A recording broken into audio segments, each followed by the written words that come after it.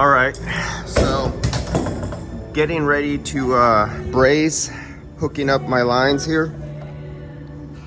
And as you can see, they ran through the roof because I'm getting old and I don't want to carry this thing all the way down the stairs, the ladder, the stairs, up those stairs over there, across the roof, up that ladder there, across the roof, and then up the stairs to the roof, come all the way over here just to put this right here when I have a hole right there and I could just run the hoses right through here. I'm lazy. Okay, so here's the nitrogen, and here's your one type of nitrogen regulator. And if you look real close, let's see if we could get it in focus there, you can see the ball is just off the bottom. So I'm gonna open it up and let's just see my fingers here for those who haven't seen this. I like the visual indicator of a nitrogen regulator because when you run out, you can actually see that you run out. And actually what I want to do is I want to get an optocoupler and or the laser emitting diode, and which just is an LED, and then another LED, an optocoupler to pick up a signal, put it in something really simple circuit, even a cheap Raspberry Pi or a sorry, Arduino Nano COVID. And what you do is you shine the light through one direction, and it'll have a sensor on the other side, and you put it to a little audible ringer. So what will happen? Hey, I'm patenting this, guys. All right, next thing we're gonna know is this company, Uniweld, or one of those other cheap rat bastards, are going to steal my idea. This has been an idea from decades ago and I haven't moved on it.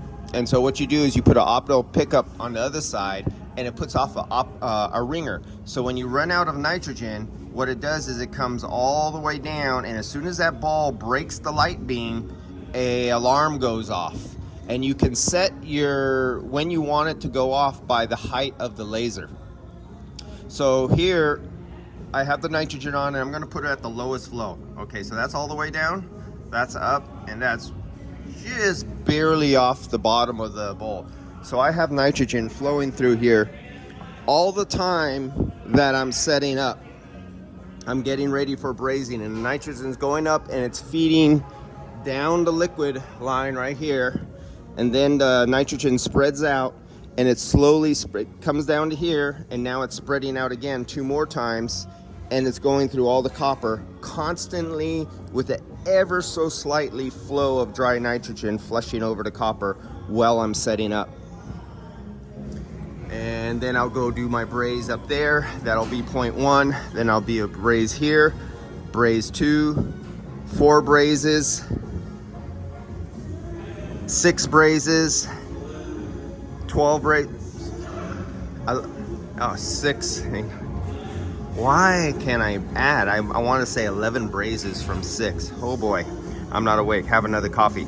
And then so on. And as you can see, the brazing branches out, goes in 4 directions, and then I'll keep following the lines. This is a short one, and following the lines as it goes out. And you can see over here, on every system, we leave 1 extra that's not being used for nothing right now. So these are for future add-ons in case of emergency, or not emergency, but customer wants something extra. Customer wants to maybe take this system, and when they tear that down and they rebuild, or they're gonna rebuild more office room over here, this, instead of them buying a new system, we can tap off of this system and bring it over to their office work. I mean, I would more than love to sell more systems for each office and a whole bunch of mini splits and everything like that. But why don't I just give it away for free and give my customer a bonus of saving money, and he doesn't even know I'm doing it for him. And when he says, hey, I want AC down in my office, because I heard them talking about it, they would like to have climate control. So I could say, I tell you what, I already thought about your system. I left out 2 lines left, and I can literally hook up to these and run a mini split or a medium static pressure unit down into office buildings and they don't have to pay for it except for some copper line, and it could connect into their existing systems. I'm doing that on every system, and that leaves options. And plus we still have to hook up the reheat on these systems that they're not ready for yet. The time and the expense is going to be an afterthought, and yeah, we all know that's going to be a lot more expensive adding it than it is if you do it in the beginning. But in this business, it's one of those things, they need to get up and running, generating revenue from every building that we're installing in here, and then that money pays for the next building. So this one paid for this one and this one over here. So now they do these two here. Now these, this, and this combine the profits out of those and throw it again into next 2 or 3 buildings down there. Now all this can generate the revenue to get that.